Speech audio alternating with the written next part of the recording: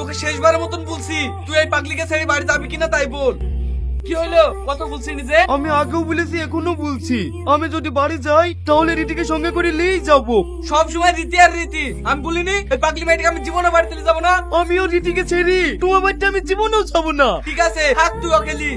আব্বা একটা কথা বলবো, এই দুনিয়ায় সবাই নিজের দিকটা ভাবে, কেউ পরের দিকটা ভাবে না।